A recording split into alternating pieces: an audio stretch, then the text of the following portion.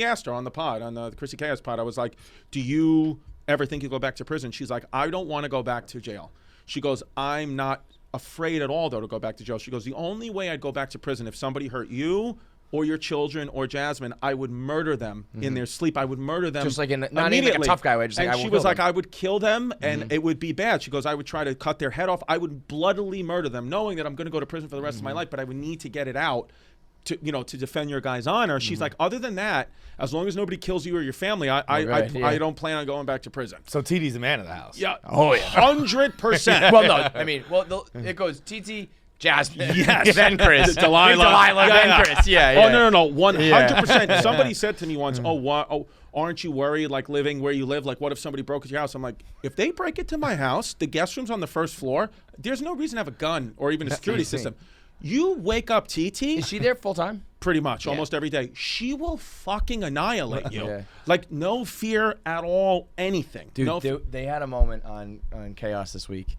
They were talking about skydiving. Just a simple conversation about skydiving. Chris was like, I'm afraid. I don't want to do it. It's on TT's bucket list. Because on Chrissy Chaos, TT's got out of prison. She's doing all these. She's flying a plane. She's going to Vegas. She's doing That's all on the Patreon. Patreon.com/Christy Comedy. TT Jerry's bucket list. Feel good. Give me $5. So they're talking about skydiving.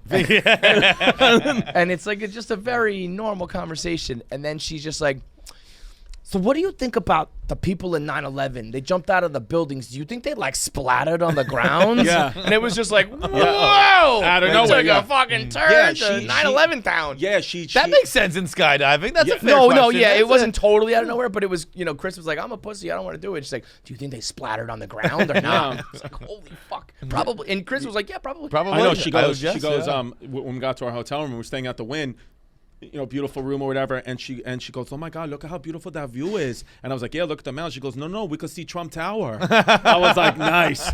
She told me everybody in prison was for Trump. Everybody. Yeah. They all thought he was real. And they still do. She said, plenty of people do, bro. She said she speaks to her people still, like some, they get calls or whatever, so they keep in contact with her. She said everybody hates Biden in jail. Could have guessed that. They're all like, he's pussy. When are you having Rittenhouse on the pod?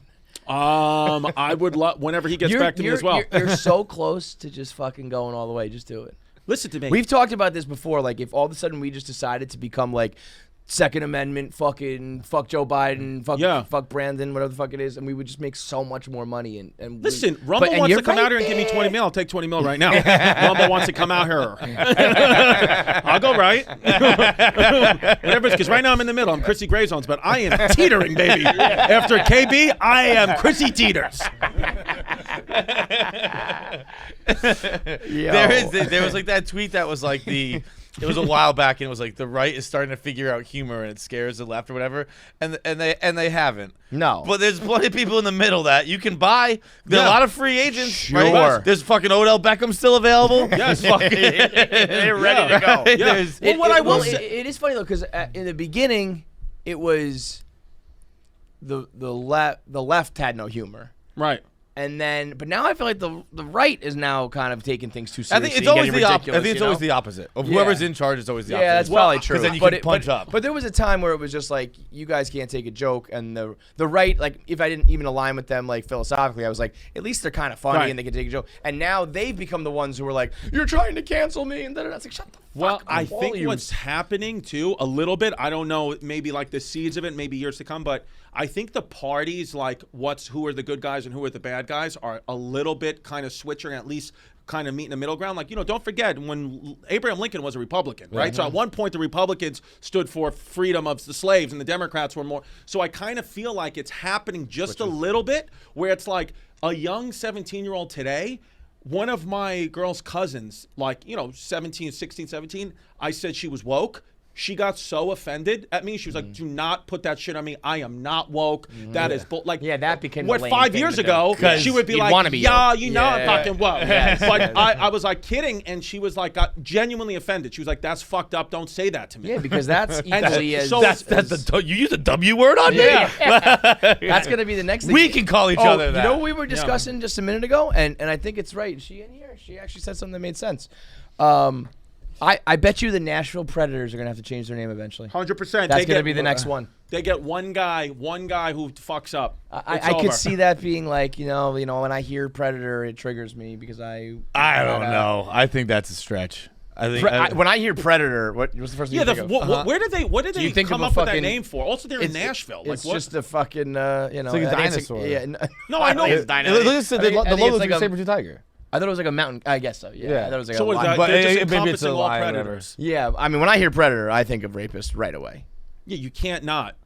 I guess. I mean, right now, because right now we're playing Don't Think of Elephant. But I don't know. Like when I've thought of national predators, I've never once thought of sexual predator. The first predator, sexual. Fun. That's all. I mean, I get it. I was at. What is it? Saber-tooth tiger. It's a saber-tooth tiger. Is that what I said? Yeah, I know. Well, I mean, fucking, you know, people in predators. What's another bad name that you? I mean, I guess you can make fun of anything, dude. Speaking of sports, you think if cancel culture was around in 2001, the Jets would have to change their name? Why? Oh, because of yes, 9/11. Well, I think the Cleveland Browns would have to change their name. What's up, KB? The KB compilation from this episode is amazing. So, dude, I got to do a thing once for NBA. Like the NBA had like a VR thing that was only on Samsung. Like negative people might have seen it, right? But anyway, I was the host, and I would get to have like NBA legends on, and we would be sitting in virtual reality. You know, you could only watch it on with the goggles, but we would be like the game would be happening all around us, like a famous clip or a game. So it was kind of cool. Gary Payton, James Worthy, Robert Horry, all these people, like amazing, John Starks, and I got to like sit and hang with them.